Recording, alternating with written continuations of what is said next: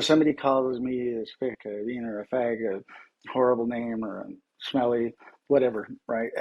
And if I'm sitting there thinking about, okay, so this is the way this person is characterizing me, is saying these things, and they're trying to make me feel bad. They're trying to hurt me. They're trying to embarrass me. And I can also get to the point where we're like, well, why do I have to take that, right? I I'm not going to have a bad day or feel horrible because this person is purposely going out of their way to be a jerk, to be mean, to make me feel that way. Hello, and welcome to the Feeling Good podcast, where you can learn powerful techniques to change the way you feel. I am your host, Dr. Rhonda Barovsky, and joining me here in the Murrieta studio is Dr. David Burns. Dr. Burns is a pioneer in the development of cognitive behavioral therapy and the creator of the new TEAM therapy. He is the author of Feeling Good, which has sold over 5 million copies in the United States and has been translated into over 30 languages. His latest book, Feeling Great, contains powerful new techniques that make rapid recovery possible for many people struggling with depression and anxiety. Dr. Burns is currently an emeritus adjunct professor of clinical psychiatry at Stanford University School of Medicine. Hello, Rhonda. Hello, David, and welcome to all of our listeners around the country and throughout the world and the galaxy. This is the Feeling Good podcast, and it's episode 417. We have two special guests, Matt May, who's a frequent visitor to our podcast. Hi, Matt. Rhonda. And we have a repeat guest, Manuel Sierra, who is a child and adolescent psychiatrist currently living in Idaho. He did his fellowship at Massachusetts General Hospital, and he did his residency with Matt at Stanford. And one special thing about Manuel that many people don't know is that he grew up with David. And together they wrestled bears and mountain lions, which I'm sure we'll hear more about in the podcast. Yeah, we actually, what we didn't mention was that we spent a couple of years in Hong Kong too. When we were like 6, and that would we had to go to the zoo there to wrestle animals. Wow.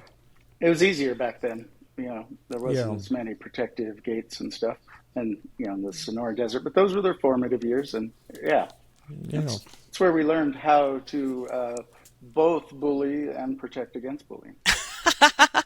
Wow, that's awesome. I love that. And you just said the name of our podcast. The topic of our podcast today is on bullying. It's on brand, and it's not a funny topic, a very serious and horrible topic, but one that I think is really needed. Absolutely. And we're lucky to have you, Manuel, and Matt, to give us a little of the inside scoop on the best way to think about bullying and to change the way you think if you're being bullied, which is probably half of what we'll talk about, and then the other half would be what to say, how to use the 5 secrets of effective communication or whatever verbal strategies to respond to the bully. So you've got your inner dialogue, which is the way you're thinking about yourself, the messages you're giving yourself if you're being bullied, and then the outer dialogue is what you're going to say to the other person.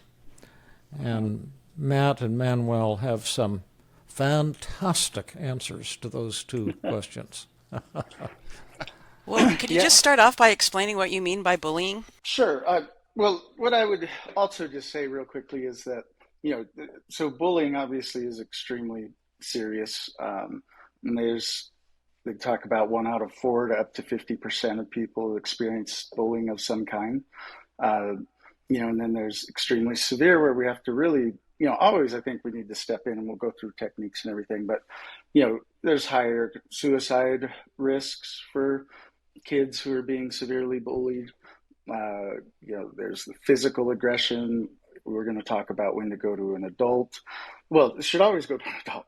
We're going to talk about how parents can also try to get, their kids, find out if they're being bullied, some of the warning signs, and trying to get them professional help, and go to, we got to work in the systems with the teachers, the schools, and, we can go from the inner self, the family, the neighborhood, the school systems, But anyway, we just want to make sure we know that if people are being severely bullied, we really do need to step in and can make a difference. What I think we'll talk a lot about too is, what about the average kind of person? When you're getting made fun of, people are picking on you for the way you look, for, you know, dressing differently, for a lot of times they're pretty darn good at picking out our insecurities and just riding on those until we feel more guilt, embarrassment, shame. So anyway, we got to make sure that people know there's resources available, going to teachers, parents, kind of what to look for. There's the American Academy of Child and Adolescent Psychiatry, ACAP, has a website that people can find resources on about bullying. There's also Mass General Hospital, MGH Clay Center, CLAY, so MGH Clay Center. They also have a lot of kind of cool things for people to go on there, look up different topics, like bullying, phones, everything. So anyway, and then, that's some resources there. But Matt actually looked up a lot of stuff on bullying last night. I have my definitions, but I imagine they're fairly similar to what you've been reading. Yeah, Manuel, that was fantastic. Yeah, there are many different types of bullying. Is one thing I discovered in my Wikipedia review last night. There's the psychological, there's the, physical, and I guess more and more we're seeing cyber bullying Oh yeah. of kids online, which is quite problematic. You can make a video of someone doing something ridiculous, and suddenly the whole school knows about it, and kids are quite sensitive to that kind of shaming and emotional abuse.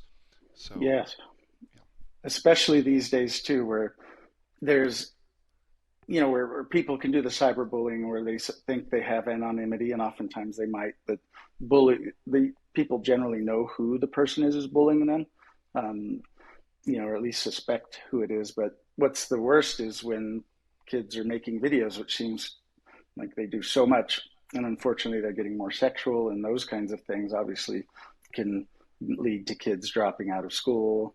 They get shared. It's horrific, and so there's a lot of trying to teach people how to be safe.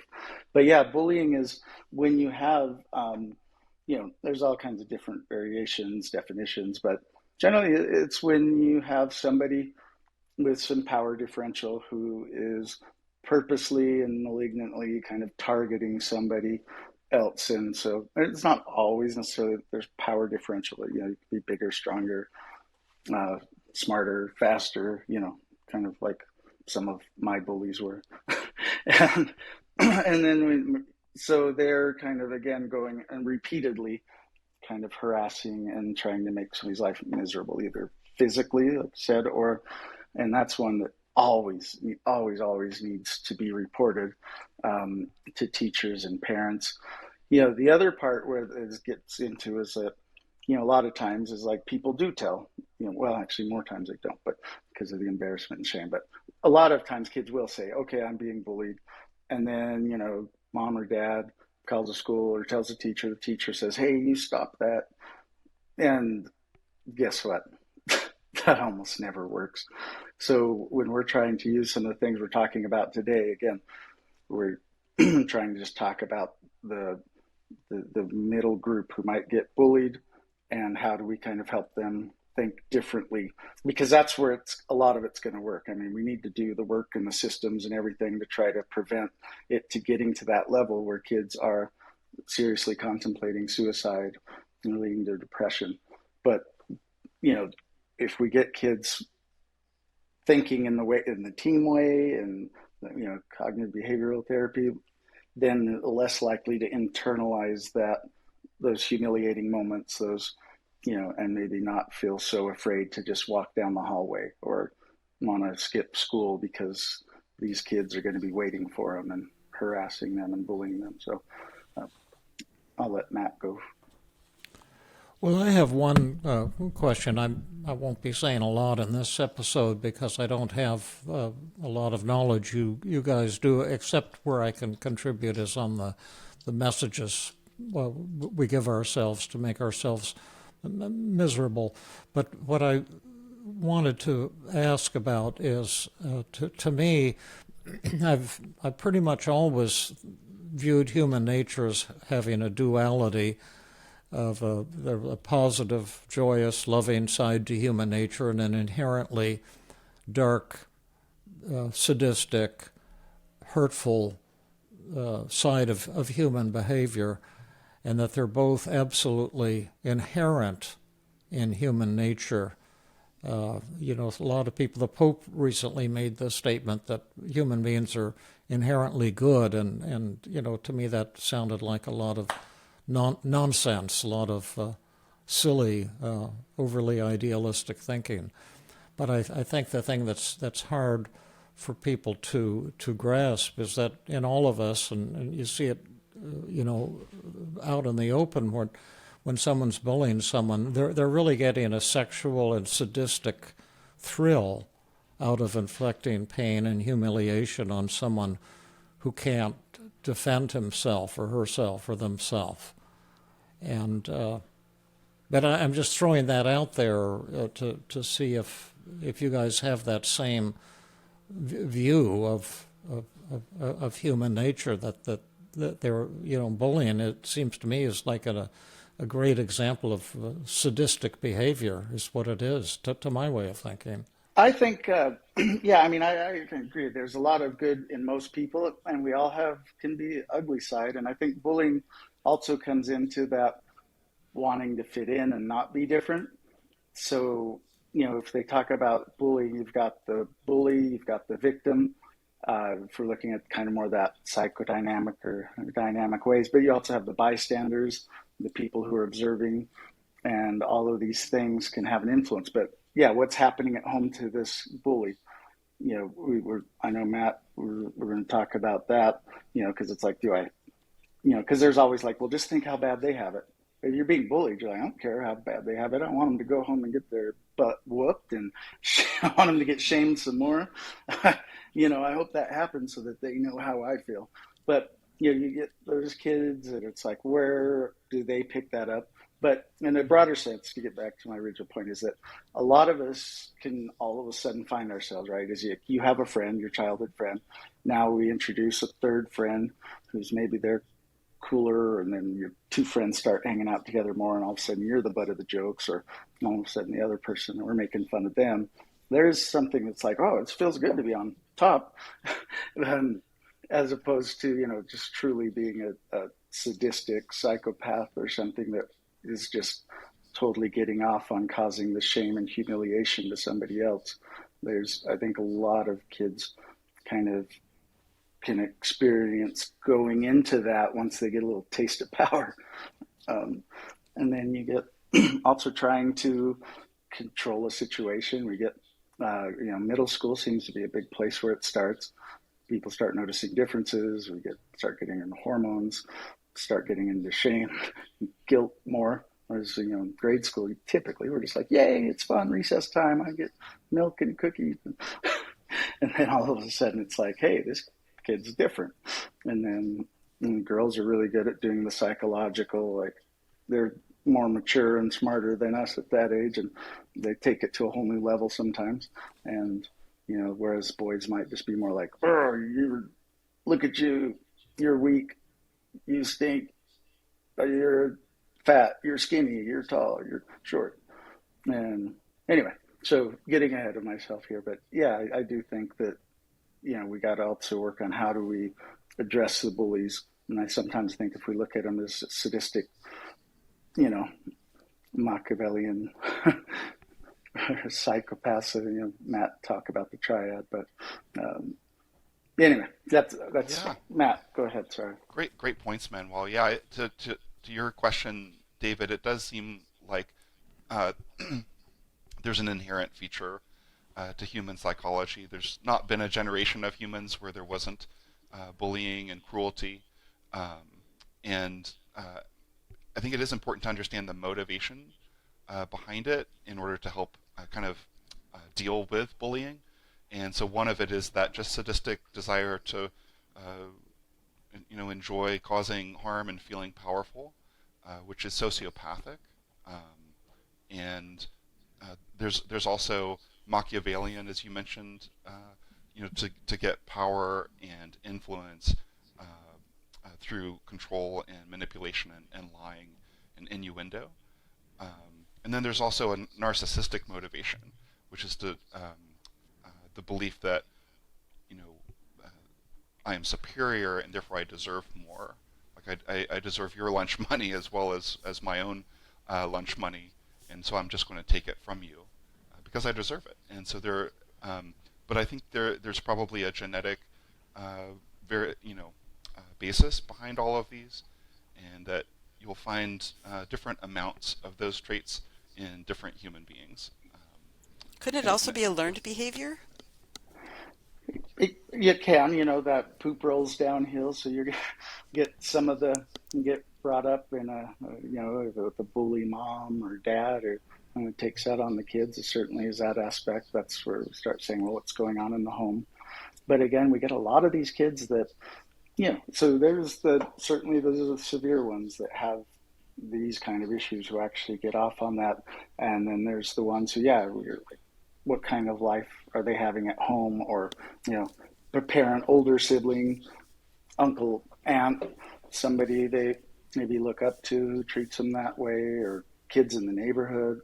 So, and you get the bullies who are bullied, who can often be dangerous as well, because they're not only on this end of it, when they're on this end of it, and we really have to look out for kids like that and what's developing through learned and internalizing. But this is where I think, David actually is going to be talking a lot in this, because what I love about David is like how freeing it is with some of the techniques and the way we look at it, and kind of putting the ego aside, because I think that's where we all kind of get tripped up in this insecure and poor self-esteem, and I want to do anything I can avoid to draw attention to myself, and people are going to make fun of my zit on my nose, or make fun of my shirt, or all the things that kids can pick out, and all of a sudden something even that we thought like, hey, I really like this shirt, and now it's like, oh gosh, this one kid made fun of it, other people laughed, and this is the dumbest shirt ever. Why did my mom buy it for me? She hates me. Yeah, sure, that's cool. You brought us a list of great questions and various things, Matt, but including a list of 10 thoughts that you've seen by people doing a daily mood log about bullying, because bullies can certainly hurt you physically, but if they can't make you feel ashamed or guilty or less than or inadequate. Only your thoughts can do that. And so that is one type of freedom that's fairly accessible. The art form of how to interact with the bully is quite a different issue, and equally important for sure. But I'll read a few of these. It was all my fault. I deserved it. This happened because I'm bad, weak, defective, different, etc. So that would be the self-blaming response. And one thing, I have this, what I call the contract, the abuse contract that we enter into with someone who's abusing us. And I'm not saying that all human beings do, but I think, a good half or more of human beings do. For example, I can remember a woman I treated who had horrible sadistic sexual abuse from a babysitter when she was a little girl from age 5 to 10. And the babysitter said, if you tell on me, I'll murder your sister, who was 2 years younger. But her thoughts were, it was my fault. If anyone found out, they'd think I liked it. and one other that slipped my mind, but the three-way contract between the abuser and the abused is I get to abuse you for my pleasure. That's the first part of the contract. And as you say, Manuel and Matt, it can be sexual abuse, it can be physical abuse, it can be financial, it can be psychological, whatever. The second is that this is all on you. This is happening to you because you deserve it. And I'm superior and totally innocent. You're the dirty one. You're the bad one, the defective one. And then the third part of the abuse contract is if you tell we have to keep this secret, even from ourselves, that there's anything wrong or abnormal going on here. And if you tell anyone, then it's going to be the last thing you ever do. And this was a very bright woman, and it was 40 years later when I treated her, but she was still following those rules. She had never told anyone. She was still feeling guilty and ashamed. The man who abused her eventually got in a bar fight and got shot and murdered when she was 10, so that stopped the abuse. But she kept suffering for the next 40 years, and but that I really thought she characterized that abuse contract, and she was an extremely brilliant woman, and yet she had subconsciously bought into that. And I think the bullies rely on the weaker ones to buy into that contract. And that's part of what's so horrible about it. And that's where we can help people with these negative thoughts, the self-blaming thoughts, and the self-critical thoughts. I'm done on my rant there. That was really helpful and informative, David. And you've shared that with me in the past, and it helped me really understand the dynamic there and how to help people get out of it. A lot of it having to do with talking back to those kinds of thoughts, and just becoming aware that those thoughts are in our mind is the first step. Getting them on paper, like the daily mood log. I wanted to say one other thing about Rhonda's question about learned behavior. I think that's definitely true. There was something I was reading last night in my preparation for today that said that one of the most influential associations around bullying, predictors of bullying, is whether or not the person believes that the authority figure in their life would approve of it. And so if you have a parent who is abusive and bullying and subscribes to this idea of might is right, and take advantage of people, bully them, then it's much more likely that as a child you would engage in bullying yourself. And I think that there are positive reinforcements that occur there. If you bully someone and people laugh, that's a type of reinforcement. If you bully someone and you take something from them, now that's reinforcement as well. And there can be negative types of reinforcement where you get more attention, even if it's negative attention, because kids desire that. And so often it's kids who aren't getting enough attention who will act out in ways that will that are antisocial. Mm-hmm. Yeah. So, and then I was thinking to get back to kind of how do we help kids who are going through this, right? Because we know most of us when we're throughout life, but certainly in middle school and high school, we kind of feel self-conscious. We want to fit in, and it can be kind of devastating when all of a sudden our peers, a friend who we thought was a friend, or just other kids at the school who are maybe more popular or tougher, or all the things that could happen, and then we just feel like, oh my gosh, and we can get kids start having more headaches, wanting to refuse school, grades dropping. And those are some of the signs for parents, like what's going on here, because like I said earlier, is that sometimes, kids will tell a teacher or a parent, but nothing really happens. That doesn't stop the other kid from doing what they're doing.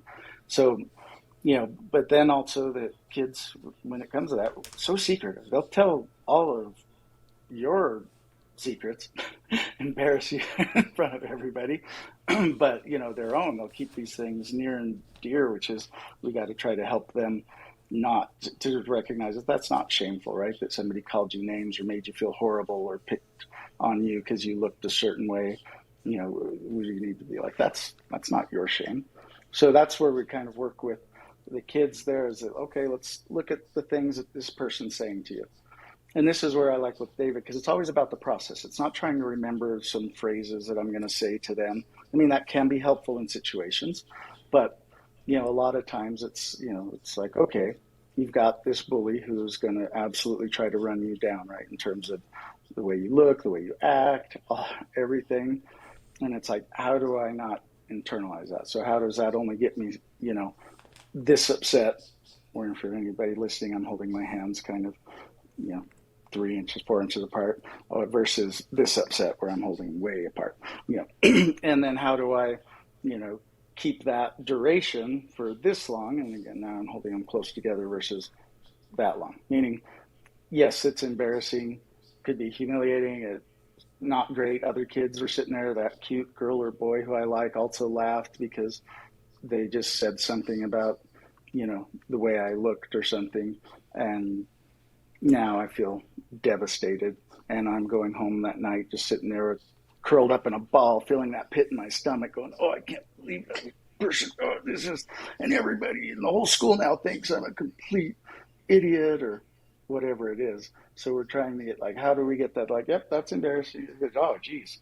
But then I'm not going home and thinking about it or sitting through the rest of school terrified or embarrassed or humiliated. So those are going to be some of the things that I think we talk about that are great to help kids kind of, how do I address this? And kind of a process, which you guys know all about the process, which is all these wonderful techniques we use to help make it, to take the teeth out of those kinds of comments and that kind of repeated bullying. So I want to see if I understand part of what you just said, which was really good. I think you said it's going to be kind of okay and inevitable to feel some embarrassment, humiliation, shame, anxiety, hurt, fear, anger when it's happening.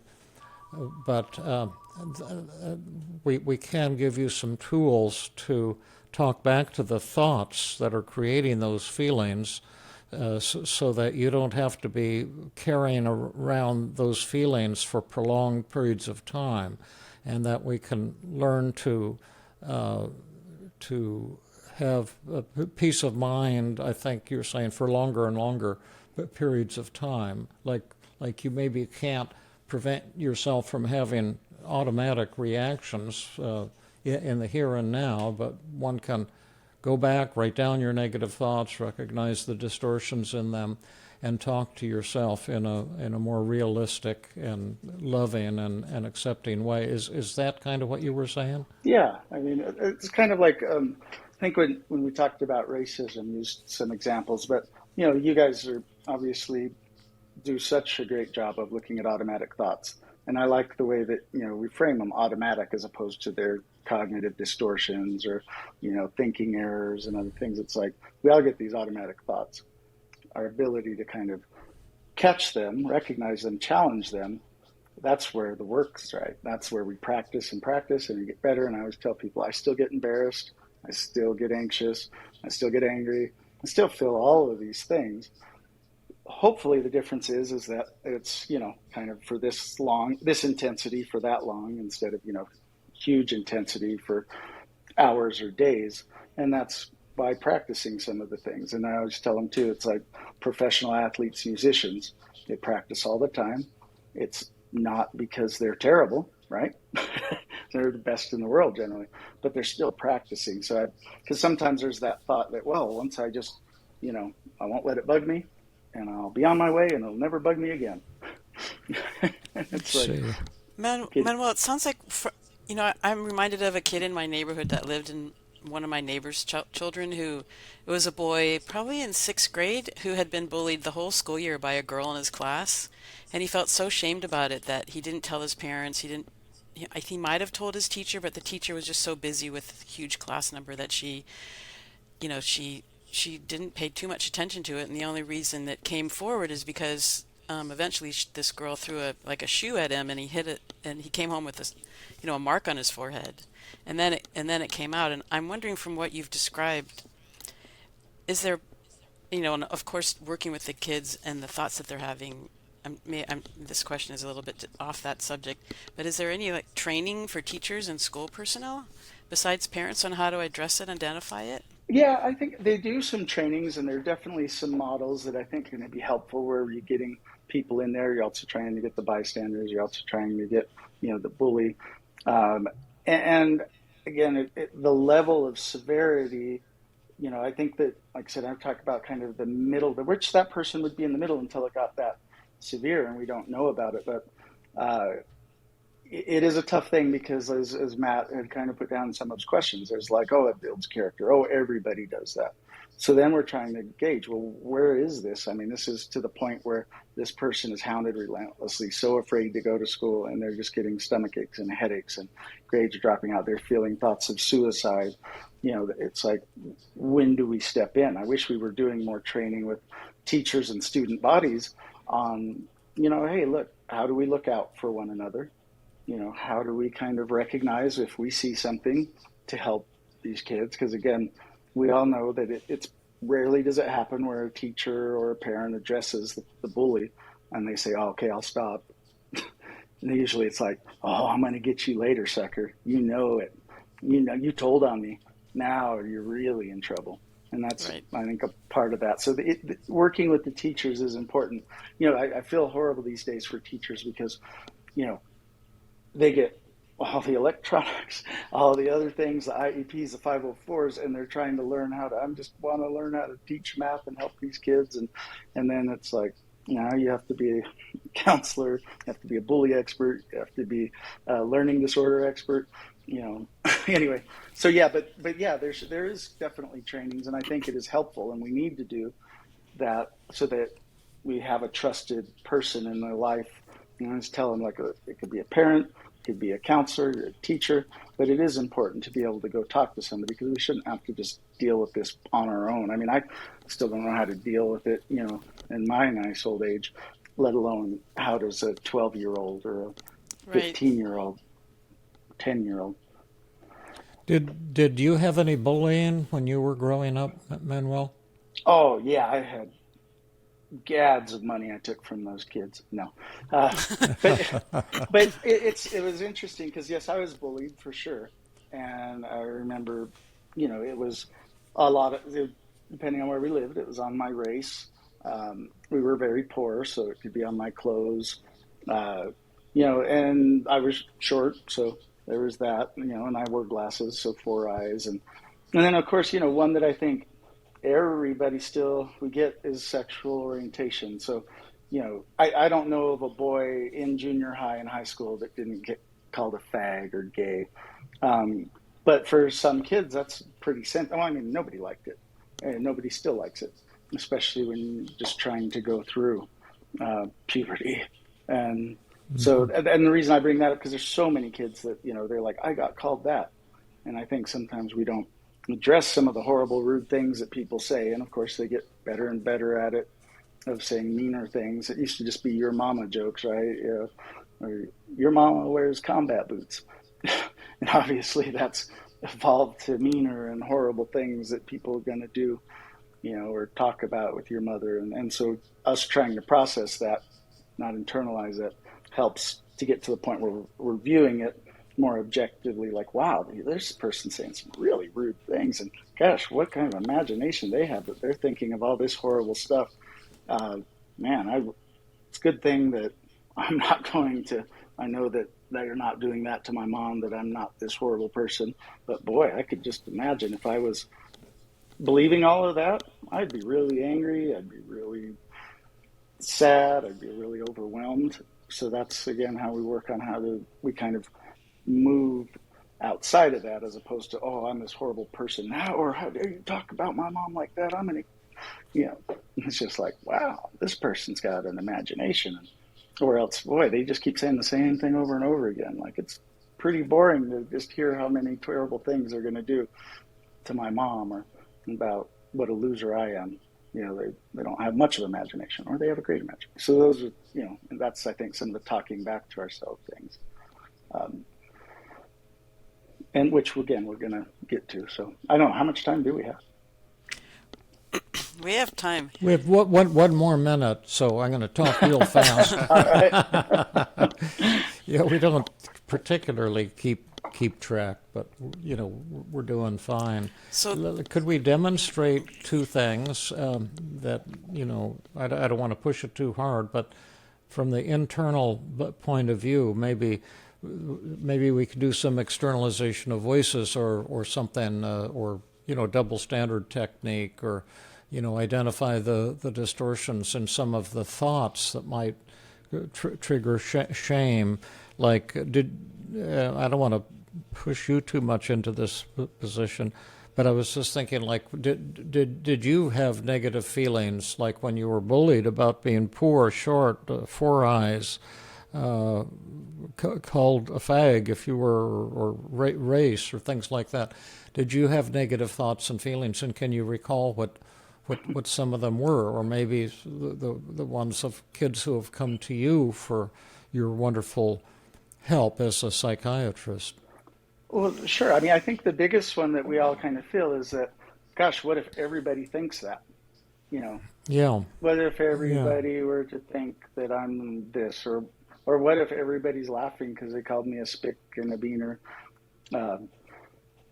Those different things are like, oh, that feels so personal and so hateful and so shameful. Even if it's not something to be ashamed of, it's still, you have to wonder. And then, there's a lot of those negative thoughts. But real quick, as you're going to do this, which I love, is I like to just still explain to the kids what I mean by those automatic thoughts and challenging them.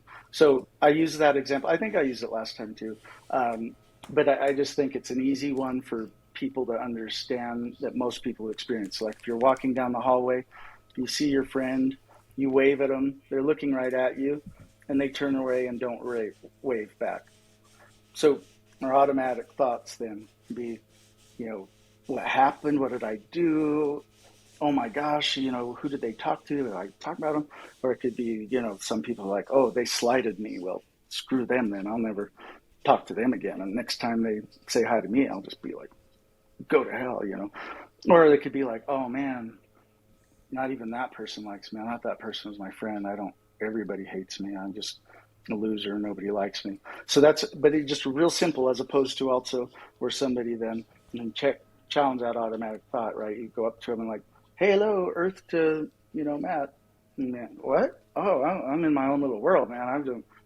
I just seeing shapes. I'm walking down the hall thinking about, trying not to look stupid walking into class, or if I got my homework, and so in one case, we check the automatic thought, and we've only got very small intensity for very small duration, because we checked that, as opposed to we could have gone into class the whole time going, I didn't pay attention because I'm just thinking, what did I do to make this person angry? They don't like me anymore. They won't even wave at me.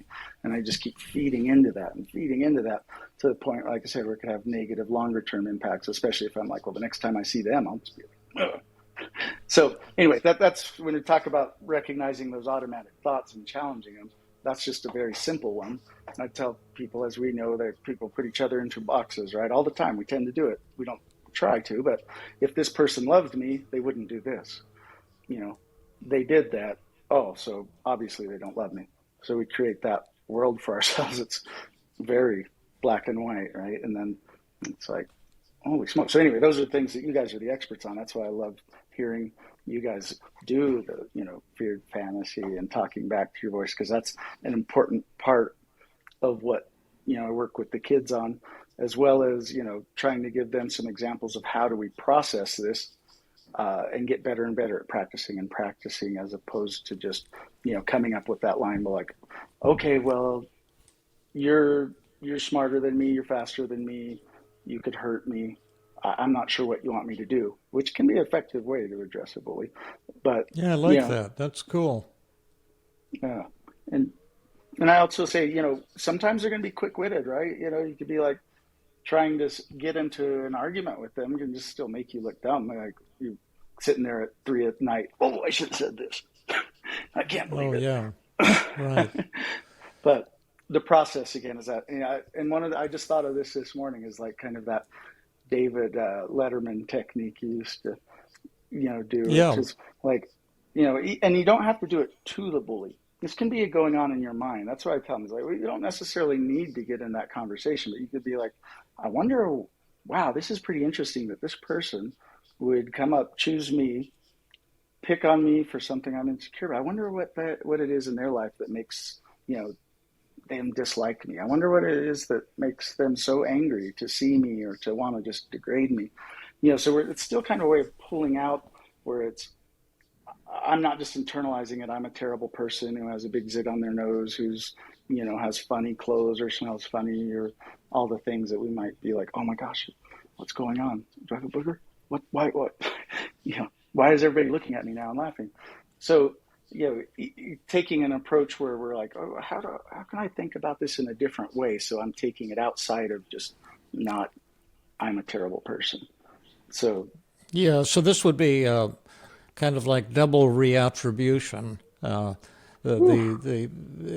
a Well, I just fancy term. made that up, and I don't know much. So I thought I better use some big words and impress people pretty quick here. But the one piece of the reattribution is instead of just instead of thinking why did they do this in terms of what did I do wrong or what's wrong with me, to be thinking what kind of pressures are they under, or what kind of living situation are they coming from? What kind of pain are they hiding, or what are they trying to achieve? And then you also mentioned responding in non-defensive or adversarial ways.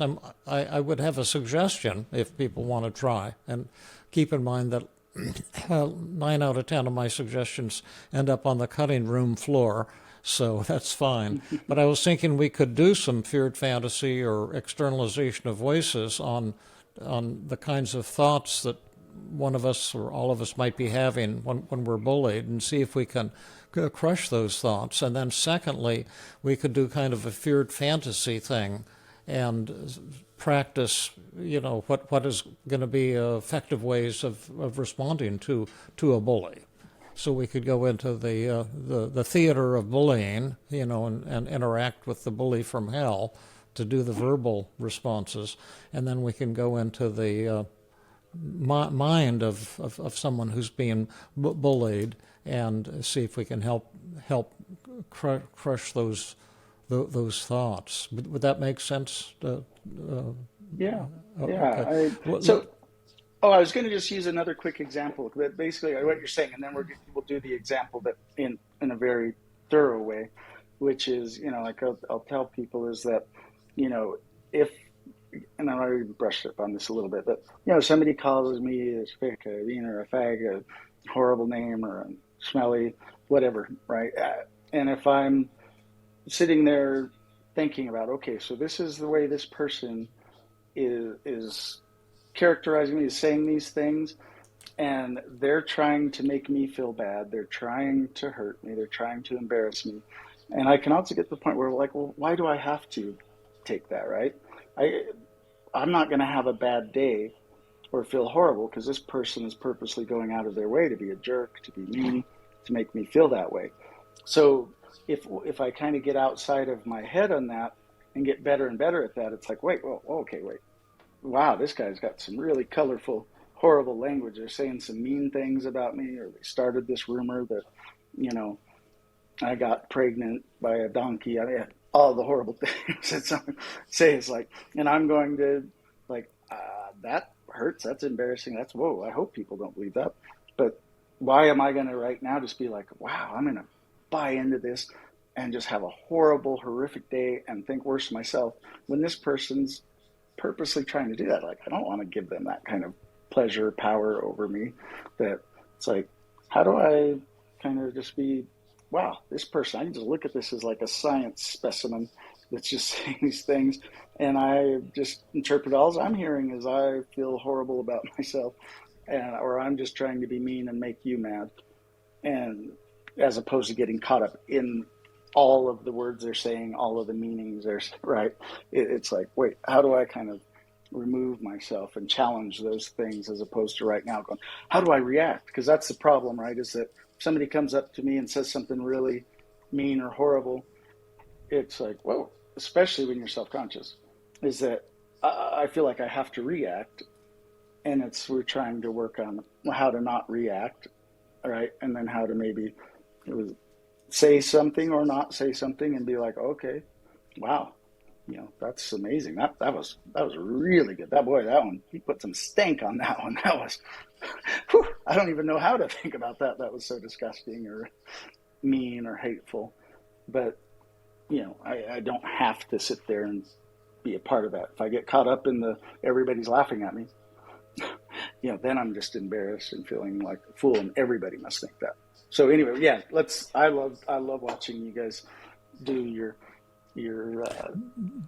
But essentially, just to simplify what you're saying, which is already simple, is to say that we do have a choice about how we're going to interpret a situation, how we're going to think about it, and we can get into a hypnotic trance of despair and anger and humiliation and guilt and shame and thinking about what's wrong with me and woe be me and this awful, or we can be thinking about that person, like where are they coming from, why are they doing this? Is this how they get their kicks, their thrills? Are they feeling insecure on some level? Whatever is going on with them, and that could have to do with our body language and how we respond to them, because we might say, "Oh, wow, that's even more colorful than the one you gave me yesterday, which itself was pretty far out, and I can't wait to see what you'll come up with for tomorrow." And I have to hand it to you, and you might consider a career as a horror novelist like Stephen King, and you could write awesome novels and make movies and make millions of dollars. I've got to hand it to you. You are good. Yeah. You're a good shit, as they so often say. Yeah, and exactly, and that can be. We're trying to teach them to have that internal dialogue, because while they're doing that and thinking about it, whether they're responding or not, that's less time that they're sitting there taking in that I must be terrible, horrible, defective person.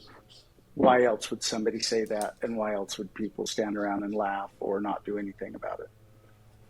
So Manuel, so instead of focusing on I must be a terrible person to being picked on, you're encouraging that child or whoever is being picked on to observe what's happening in the moment, kind of in a neutral way. Like, oh, that's interesting.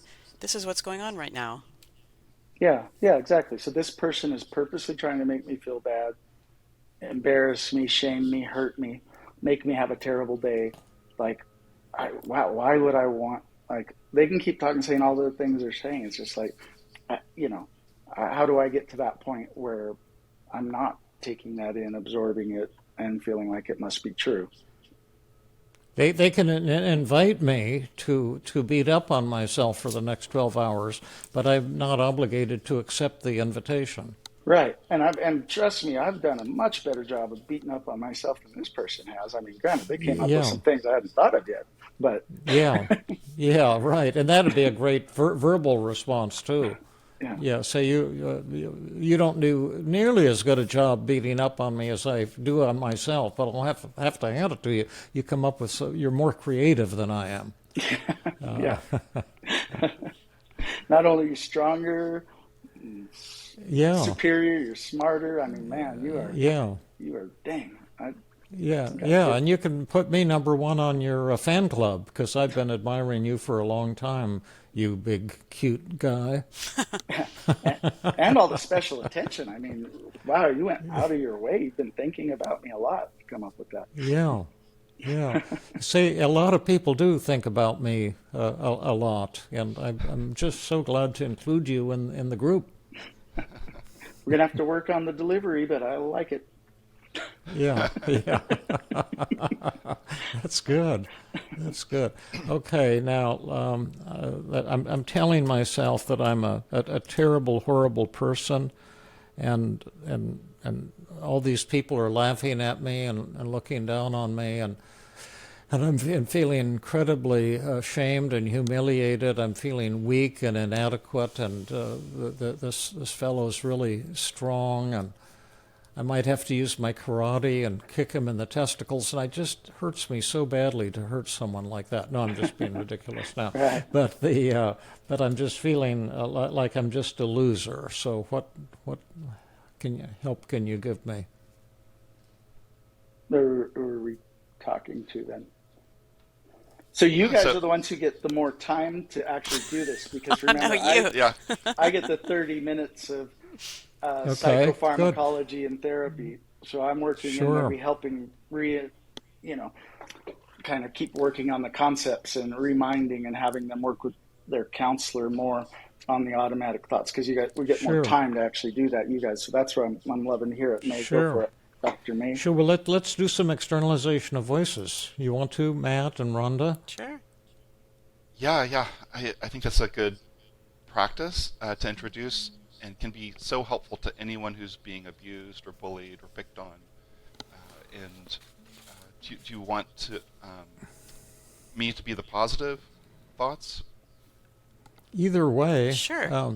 Sure, we can do Rhonda and I will be the Matt's negative thoughts. So in this exercise, all of us are named Matt. Okay. And we're going to be Matt's negative thoughts. These are the things he's telling himself, and we're going to attack him with his own thoughts.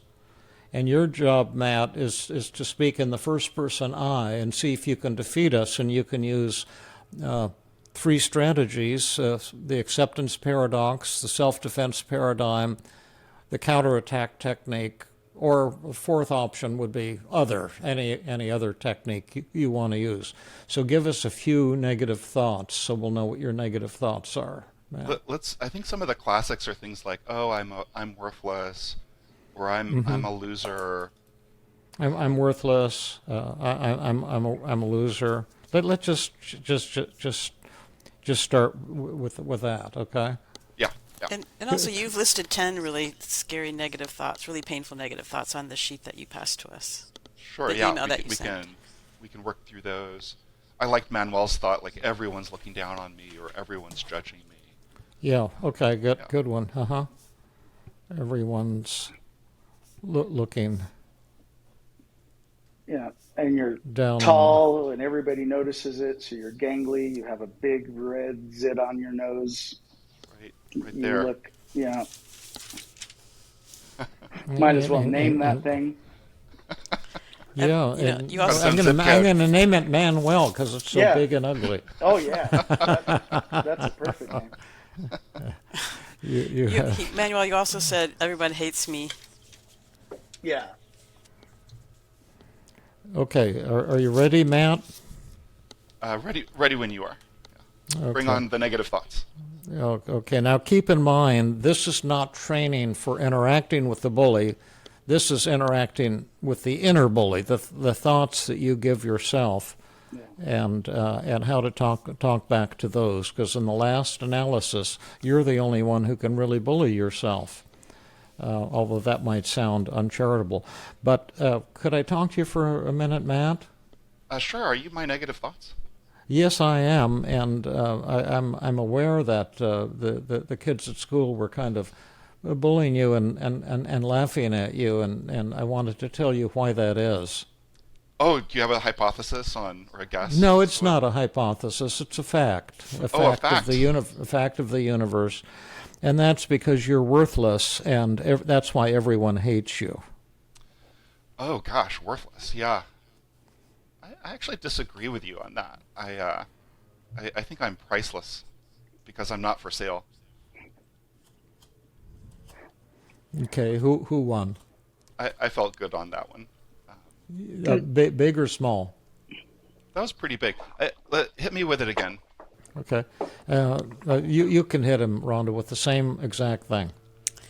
Yeah, Matt, um, you're kind of worthless because everybody hates you. Oh gosh, worthless. I do have lots of flaws and shortcomings. I could improve in a lot of different dimensions, and I'm actually totally fine with that because I think I'm in good company there. Okay, so let's also Yeah. mix that up a little in terms of we're in middle school, right? And so you can tell me you're okay, you big, tall, fat loser with the zit on your face. You can tell me you're okay with feeling that way, but we all know you're. Everybody here thinks you're a loser. And now, is this externalization of voices or feared fantasy? Oh, I fear I don't know what I externalized. Are you my thoughts? Yes, yes, I was kind of going along the same theme there, Okay, but yeah. Okay, yeah, okay. because well, it's kind of like you. I mean, David obviously pointed out that I was that now playing the bully in that, but where it is Yeah, kind of still going along some of those negative thoughts that are your own. yeah. So, a couple things there. Like, I think it's extremely unlikely that everyone thinks exactly the same way, and that everyone is judging me and looking down on me. I think there are lots of really compassionate, thoughtful people out there who would witness bullying and want to come to my aid and care about me a lot. And for those people who are enjoying looking down on me or criticizing me, or I don't have to care about them. Like that's it's not on me to be concerned about their thoughts. That can be something that they take along with them and doesn't belong to me. And that's a very mature way of looking at it, which is again where we're trying to get them to. Um, what we're doing right now, though, is kind of thinking about how a middle schooler or a high schooler who's, take yourself back to that insecure, which we want to show them the positive because that is where we want to get to. I just think initially they're going to be like, I don't believe that one bit. Not everybody does think that, right? I mean, I'm convinced that everybody actually thinks I'm not a good person. Yeah, I could ask, well, specifically whom? Who thinks that about me, and how do I know? And actually, after each of Matt's responses, ask him who won, and if he won small, big, or huge, and see if he Okay. can get No, up I, to I just want huge. to bully this guy, man. Yeah, go for it. I'm feeling good about my responses right now, and so feel Yeah, free to pile on. You could add more negative thoughts and to try to get me with them.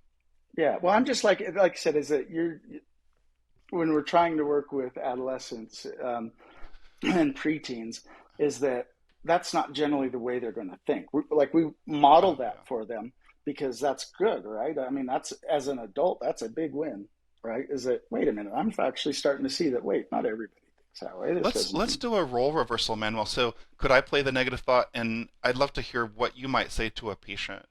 If I were a patient and I'm struggling with this negative thought, how would you respond if I'm attacking you with it and saying, "Hey, everyone is judging you, everyone's looking down on you and thinking what a loser you are. Nobody likes you." yeah. What would be Well, what would be a more appropriate way for someone in that age range I'm much to better respond? being beaten up on the negative because I'm trying to Oh, channel, okay, sure. the adolescent. But when I work with them, is like, well, let's examine that, just like you were doing at. Well, let's examine that. So everybody in the school hates you, right? Well, not Hates me. everybody, Speak in the right? first Hates person me. I. Sorry, hates me. Yeah. And then it's like, well, it's not necessarily true. You know, there's that one person who doesn't spit on me when they walk by me. The teacher seems to tolerate me a little, I guess, sometimes. The principal, there's that one kid who I was nice to once, and they're nice to me. So I mean, I would try to get them, but this is like you guys know, we'd have to get what their thoughts are because it's hard for me to use that. I'm just trying to think of it. How do we make it for the adolescent who does feel awfully awkward and like they don't fit in, and wondering if their hands are in the right position, or if are they standing too straight, are they on, Yeah, yeah. is there something on my nose, or, they're extremely self-conscious, and where when somebody points something out, like even just something stupid, like, oh, look at that, you got a hair hanging down like a curl. Who are you trying to be, Jerry Curl or Jerry Lewis? Little Yeah. things like that kind of come out. So that's what I was just saying, is that I love what we're doing, and that's where we want to get them to. I'm just trying to think of how we might respond to those things. So, like I said, of taking it, where am Manuel, I at in the middle school?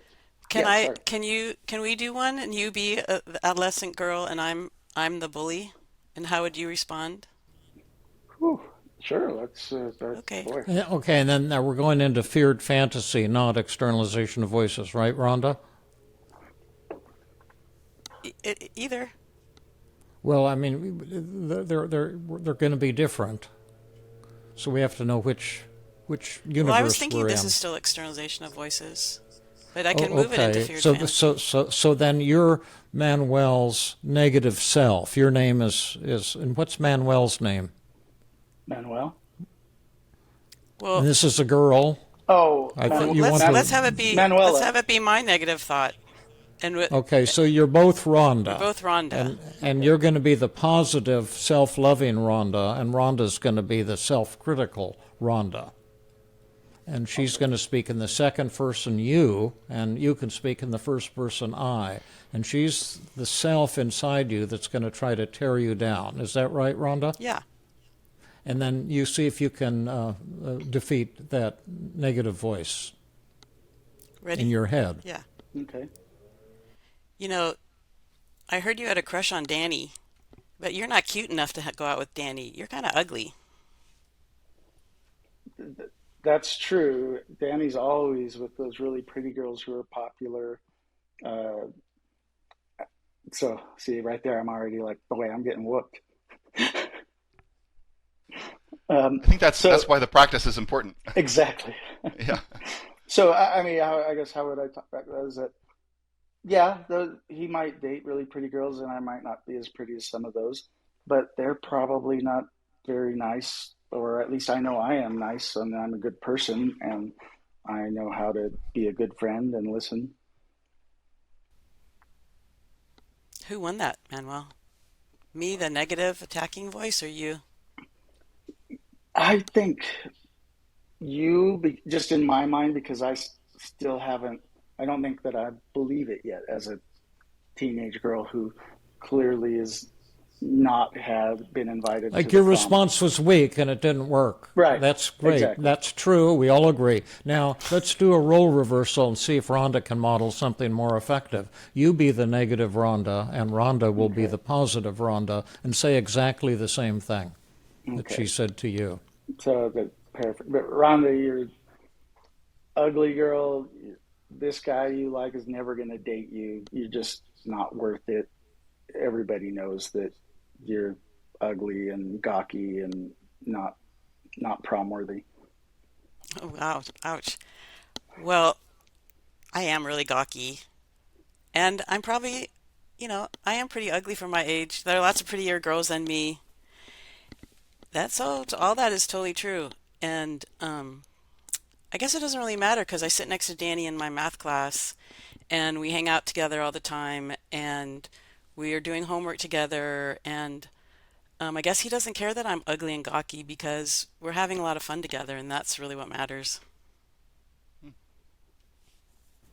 So who won that, Rhonda? I think I did. Big or Yeah. small? I think that was big. Big or huge? Actually feels huge. It felt huge enough. Yeah, I like And that.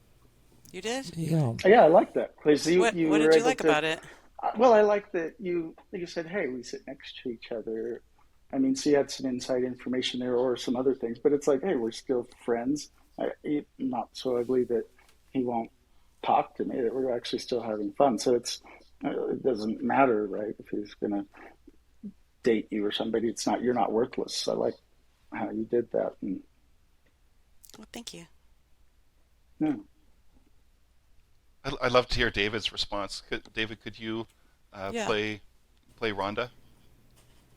And when we're already at huge, Oh, I we don't can. have to. Oh, yes, I can. I can You give can. a better response than that. Sure. I You want to like. hit me with it, Rhonda, or you want to hit me with it, Matt, or I'll be the positive Rhonda. Matt? Yeah, Rhonda. Sorry to tell you this, but you're kind And you're of. Rhonda too, right? I'm Ron. I'm. Yes, I'm Rhonda. You're You're. negative Rhonda. Could you I, comb your hair a little, Matt? I'm sorry about that. Yeah. I'm a mess today. I'm a mess. Yeah. Yeah, Rhonda, I'm your negative thoughts, and I just wanted to let you know that you're not attractive enough for Danny. He's way out of your league, and he's not interested in you because you're gawky and awkward. Well, I am kind of gawky and awkward, and I'm at that time of life where things are rapidly changing and evolving. But I have a lot of fun with Danny, and I can survive if I have a crush on him, and he doesn't have a crush on me. We get along really well, and we study together and have fun together, and I give myself a lot of points for that because I don't see him doing that with a lot of other girls. And I think we are really good friends, and that's not a bad thing. But there is one person who really seems to hate me. It's actually not Danny. I just have one real enemy. Oh, who's that? That's you. And so you, to quote the Buddha, stick it where the sun don't shine. Was that a big win? I thought so. I thought so too. I thought that was huge. Right. And so there I was just taking the very excellent thing that you had done, Rhonda, but I was adding the counterattack technique. Now, the counterattack technique is not necessarily something you use on the bully. I think we'd use other more humorous techniques, but this is something you use on the bully, the inner bully, the bully in your brain. And it's very powerful to stand up to that bully because that's the only bully that can ever make you feel bad. And I might say too to that inner bully that sex appeal is kind of a learned thing. And tell you the truth, I think I am learning a little bit by my fun interactions with Danny that are sometimes playful and kind of cool and awesome. And I'm actually proud of how Danny and I are doing. And if we don't end up getting married and having 6 children, that's fine. He'll just be one of the stepping stones along the way Nice. to learning to grow up and find love. But right now, I want to be, happy with myself, and that comes by not buying into you constantly in my ear, putting me down. Yeah. And I think that's such an important thing too, is that's the dealing with that internal bully. And people always want to know how to deal with the actual bully, but I think the work is not, well, the work's not necessarily, because again, you can still get punched in the nose, you could still get bullied more, they could still, because sometimes they're about getting a laugh and being quick-witted and just keep saying stupid things over and over again, which can be really hard to necessarily come out of that a winner. But it's more important of how I'm doing that, beating the internal bully, and I don't have to react. It's right. like I am actually really I want to cry right now because you said some really mean things, and I don't know what to say, honestly. That was, you got me.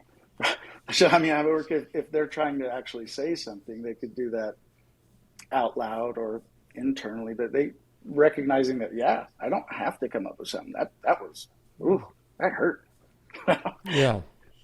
Yeah, that would be powerful, actually, because that would be a combination of changing the focus and I feel statements, drawing attention to the game that's going on, and sharing your feelings without trying to hide them. Yeah, man, you're really powerful, and you've got some. I'm sure you've got a powerful punch, and kind of a powerful punch comes out of your mouth sometimes too.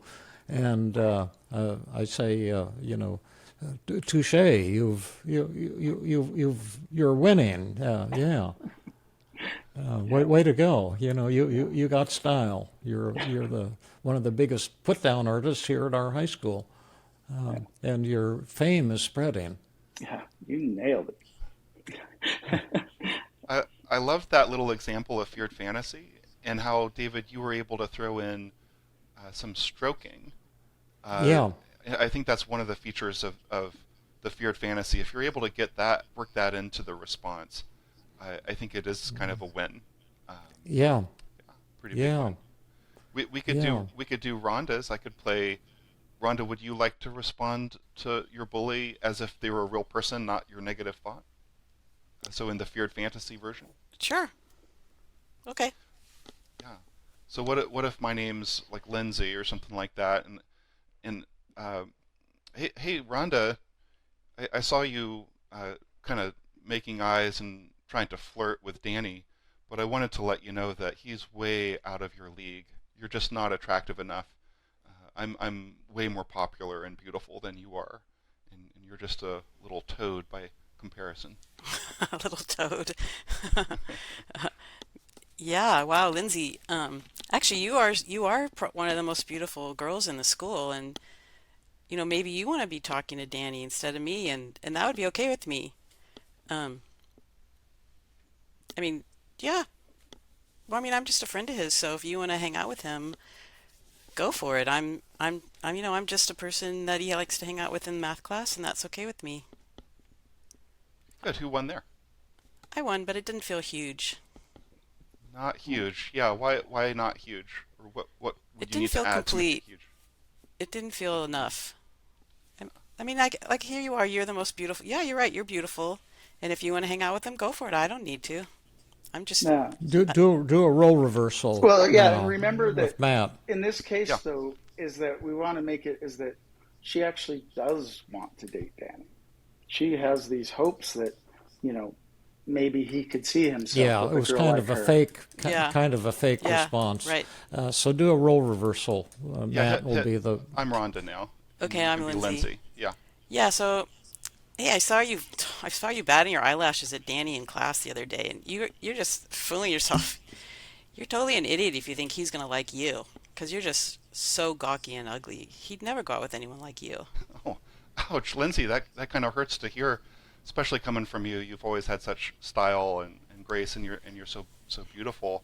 But I feel a little angry with you for saying that because I really like Danny, and I think I've got a chance with him. And but maybe you could give me some pointers. You've got such beautiful hair. How did you accomplish that? Do you have special product that you use, or and your makeup looks so nice today? Tell me what is your secret to looking so beautiful all the time? Okay, who won? I felt like I won. I don't know if it was huge or not. Well, we have to ask Rhonda. I mean, Okay. it felt like you won for sure, but it also feels unrealistic to imagine a teenage girl saying that stuff. Okay. Right. But I mean, I love that you're saying it, and it definitely felt like that was a huge win. But That was huge. it felt like a huge win, but I can't imagine another girl. Like I'm thinking of a 13-year-old girl who's one of my clients, and who's sort of a shy kid. You wouldn't want to teach them how to do that. Well, yeah. I think it's what you're saying. No, I'm saying that I think that takes a lot of courage and self-awareness. Of course, I would Yeah, love to teach them that. Absolutely. That's what we're trying to get them to.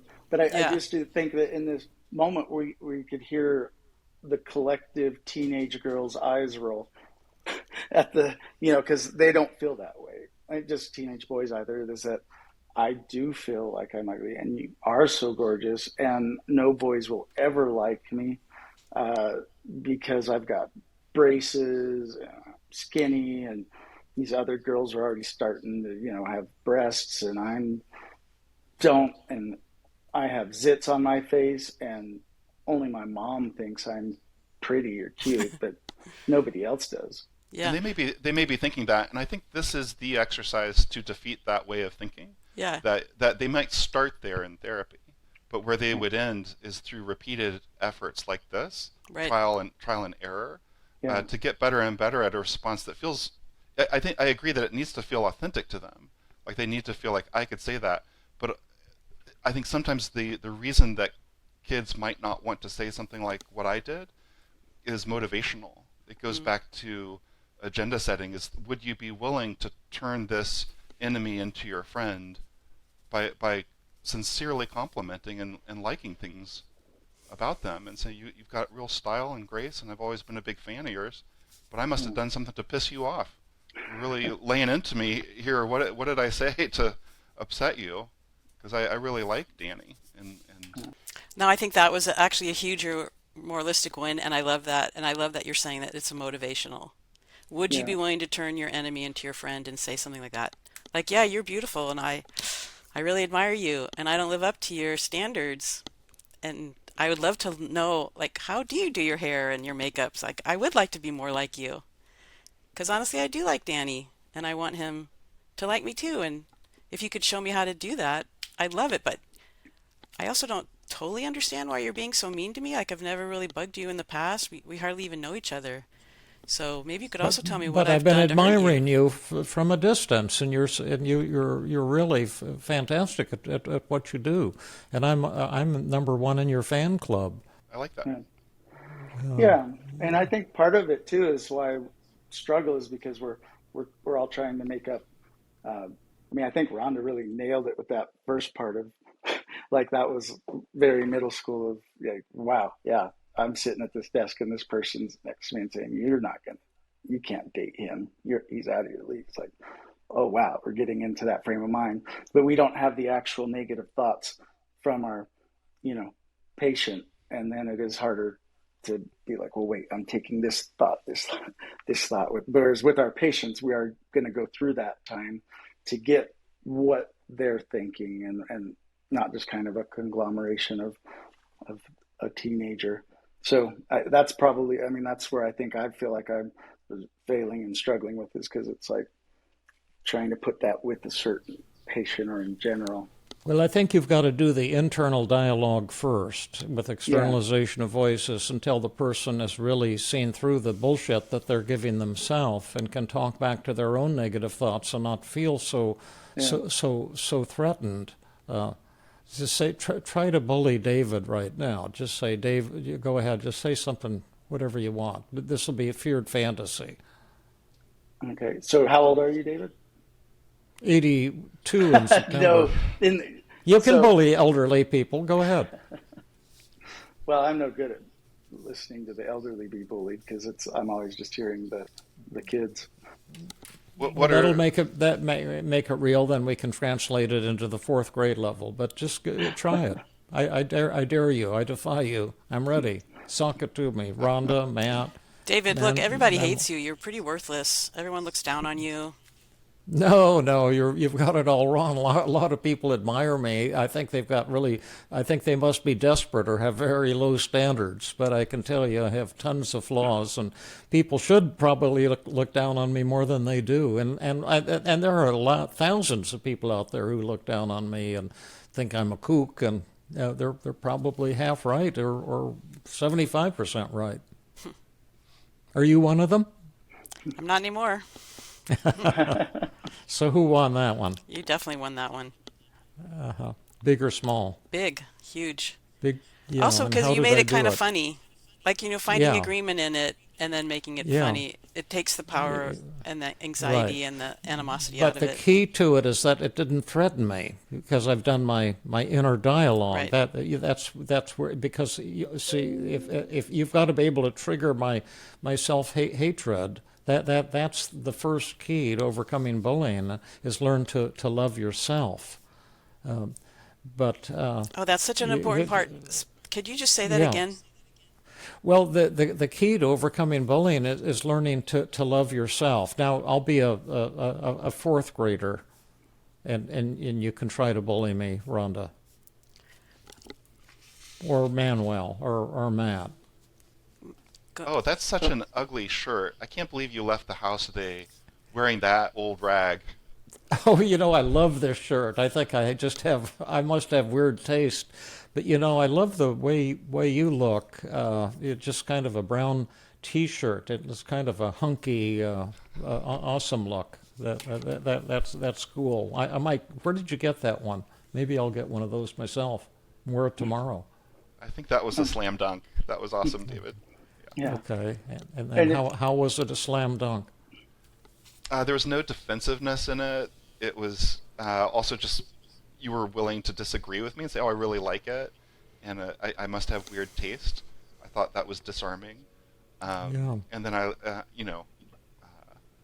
as your critic, it's really hard to keep criticizing you when you're complimenting me. Yeah, and I was just agreeing sort with of you. yeah, and I The was just, disarming technique plus stroking. But you can't do that if you're feeling threatened. That's why you've got to tend to your own inner bully first. The first thing is to change that inner dialogue. Yeah. Well, and if they say, "Oh, David, you look like your grandma shaved her Shar and then put glue on you and made you roll around in it," like, "Oh, man, what are you doing coming to school looking like that? You kind of actually smell like that Shar too." Actually, that's exactly what we do every morning, and we're in this strange religious cult, and we kind of do that. And I'm glad you noticed it, because most kids don't seem to notice. And we're looking for soliciting new members. We have comic book Jesus comic books and crap like that, and you can come on over and roll in the Sharpies with us. Nice. Yeah. No, I love it. That's what we got to do, is get the kids to that point where they're feel Yeah, that. right. Hey, Absolutely. I Yeah, have one that's the more. way. Yeah. Okay. Hey, oh, I heard from, Sam, that the coach pulled you out of the baseball game on Saturday in the middle of the fourth inning because you're such a lousy baseball player. You should drop off Oh the team. boy, tell you the truth, he should have pulled me out before I started. I can't hit the ball, and I'm not good at the throwing or catching. But other than that, I have one of the top games in the United States. But if you think that was bad, you should have seen me at football practice. how would this work with threats? I think I feel like we've gained a kind of mastery of these kind of insults and psychological abuse and harassment and bullying. Sure. If someone like Manuel, you brought up earlier that it's kids won't talk about the bullying that they're receiving, and I think oftentimes because it's that contract, if you talk about it, I'm going to hurt you worse. And Yeah. that David was mentioning earlier. So I wondered if would this method? Well, I won't talk about it if you don't want me to, but you're awesome at what you do. And if I talk about it, I think it'll help you with your reputation as being a bad boy. And the bad boys get all the girls and stuff. But whatever it is you prefer. You can be a smart aleck, but it's still going to kick your ass when I see you after school. So Yeah, you probably will, and I'll see if I can get in a lucky blow to your nose. that But won't I have happen, no 'cause doubt there's that gonna you're be going to three of win, us. because you're much stronger and bigger, and you're a tremendous athlete. And I've admired you, actually. You're good looking, and you're smart, and I would say you're probably the coolest guy in school. And you can beat me up if you want, but remember that I'm a number one on your fan club. yeah. Okay. So nothing. We'll do below the chin then. We'll just get midsection. But we're Yeah, okay, that's good. Yeah, well, that'd be kind of like a massage. Can I tickle your midsection too? I would give that an A plus, and Okay. I mean, I wonder if there's any other type of harassment or bullying that the audience would want to just hear our responses to. Other negative thoughts. well. How about I'm going to tell everybody that you're a dirty slut and slept with Jimmy, and you'll sleep with everybody. You're going to tell people I'm a what now? A dirty little slut who slept with Jimmy and is going to sleep with everybody, and we know that that's all you do, you whore.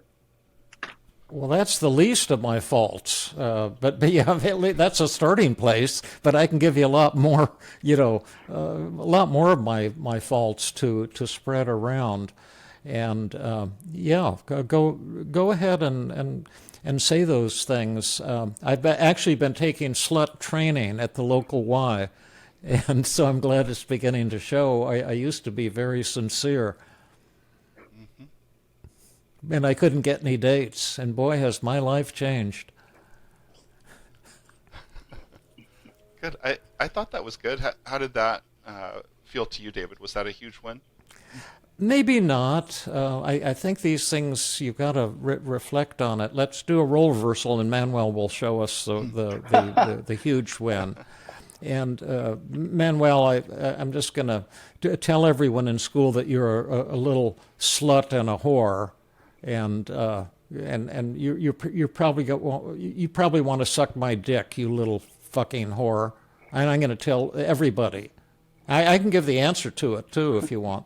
You want to hear the response? Yeah, let's hear the response. Yeah, please do. In fact, my cousin is a reporter for the local newspaper, and you could talk to him and tell him. He might even write it up and quote you. You could get some really cool publicity that way. That sounds good. I like that element. Manuel, do you want to respond to that one?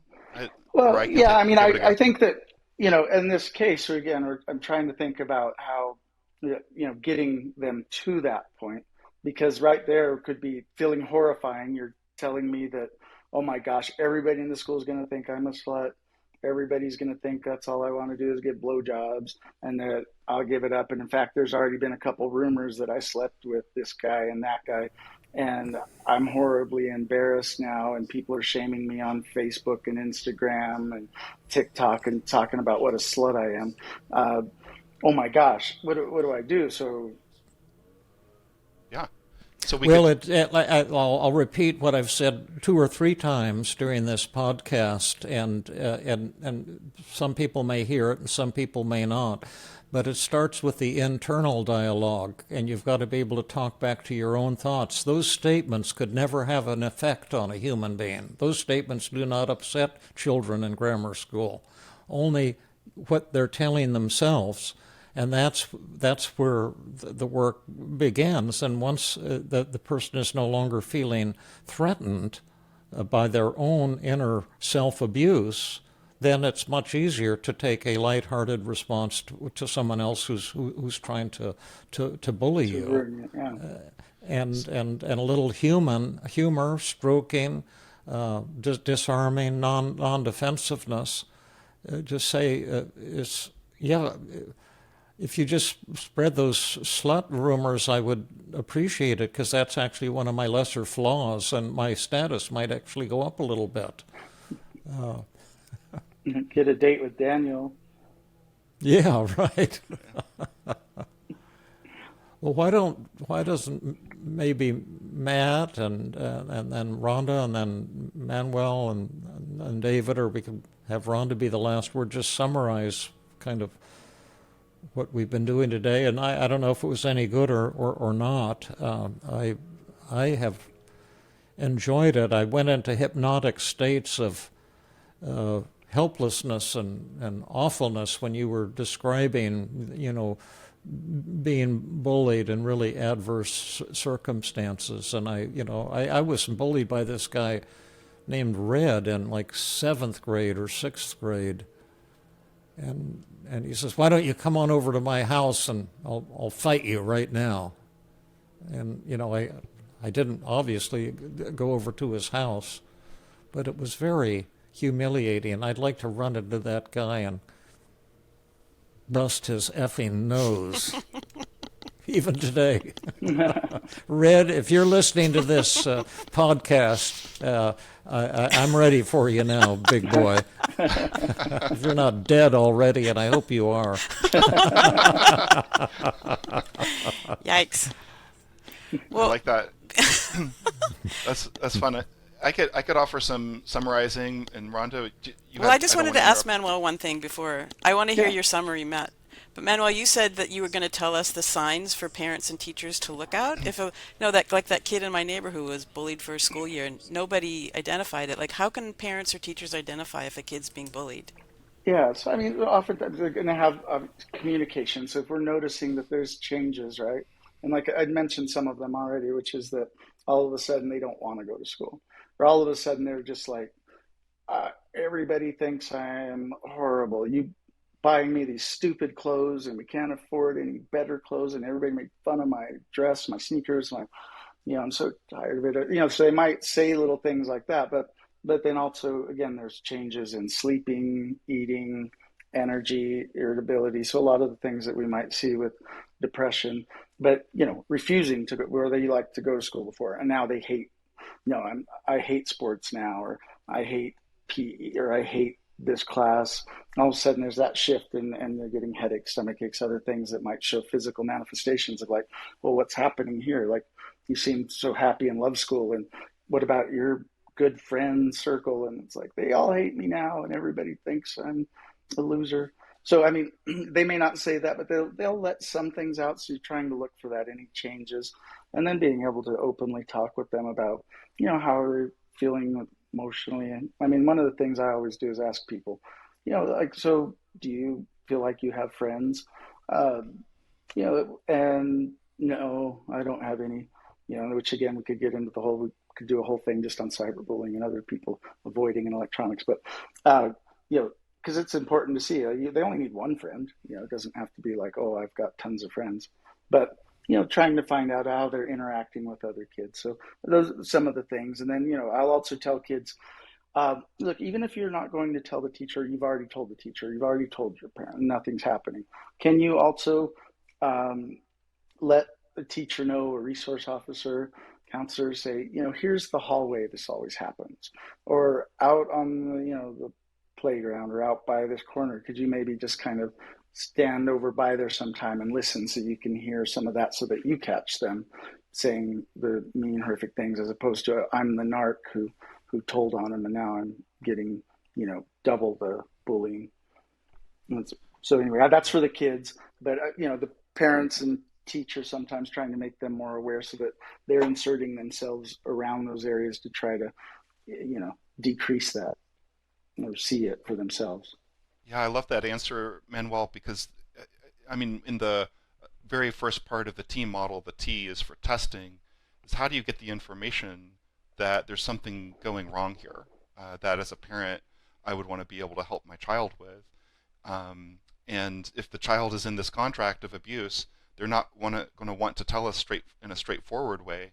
And so we have to be looking out for those signs that there might be something going on.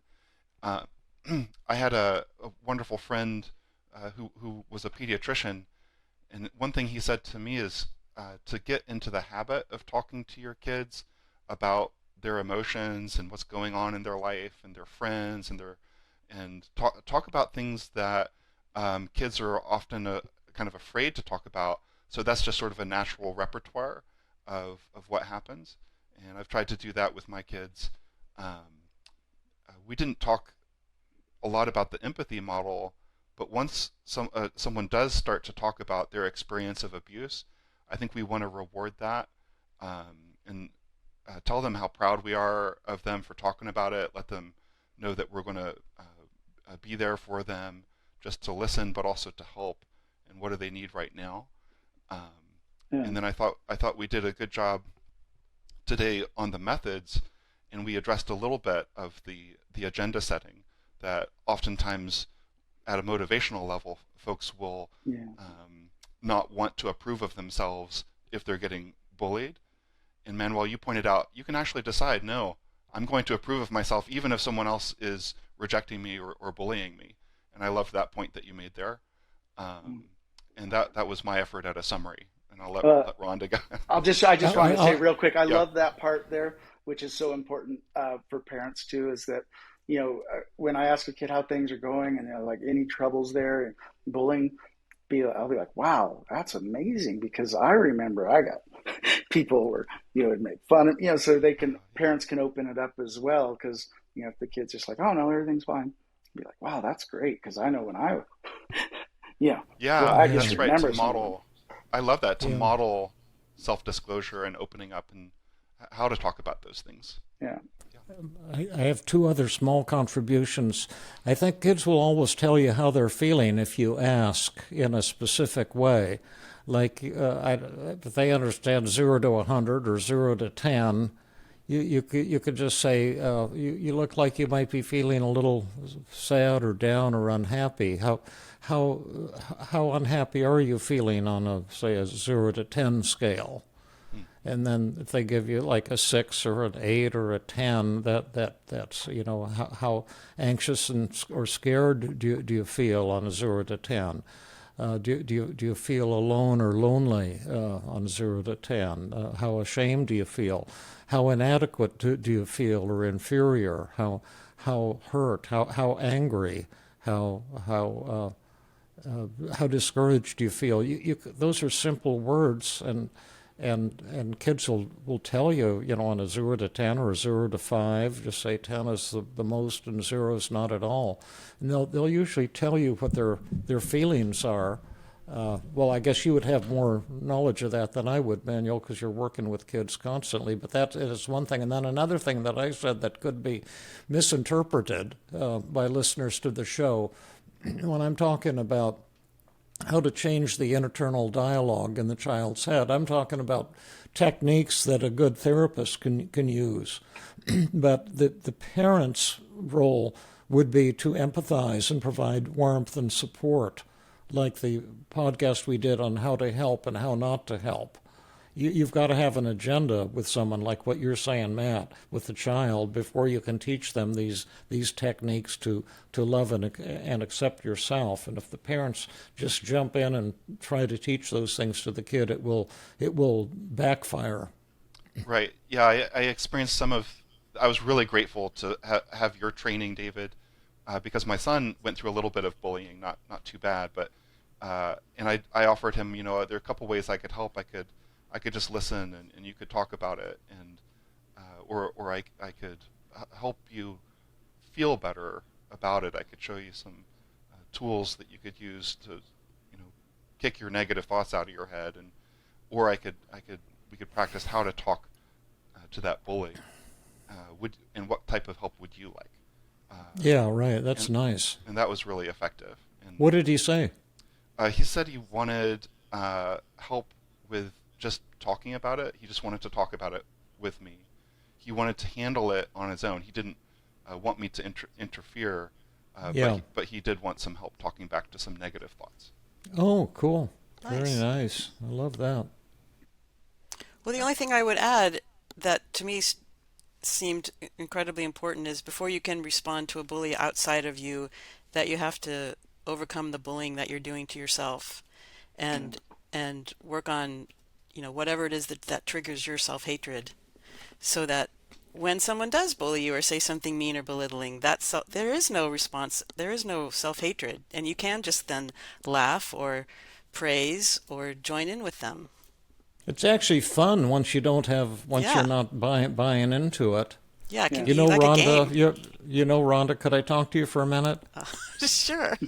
You're not an important person. Oh, there's nothing more true than that. Especially being amongst you three men. Yeah. You're killing it. That's knocking it out of the park.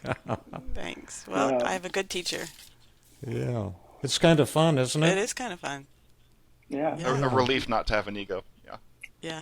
Yes, that's what is so wonderful, and that's what's so hard to teach kids too. Is that because we're teaching them to form kids and adults. Yeah. Well, yes. Oh, it looks like we lost Manuel's feed. But maybe Manuel could come back, because one thing we didn't talk about is cyberbullying.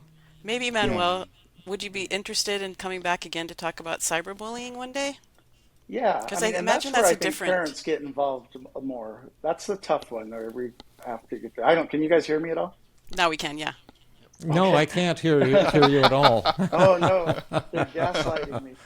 But yeah, the cyberbullying is tough because that's parents have to kind of be involved, because if we're having kids try to manage this on their own, we as adults don't know how to manage all of the onslaught of information and people who can act anonymously and say the most horrific things they would never say to your face.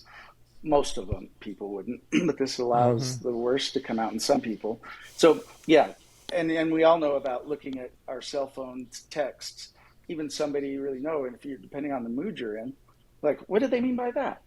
Well, that was, and then you read it when you're in a better mood. You're like, oh wow, how did I misinterpret that? I mean, that's just we do that, and boy, the kids that are trying to do that with all the emojis and lols and all of that. So it's a difficult thing. But yes, I would love to to talk about. I don't Right. know I'd be able to offer more than that.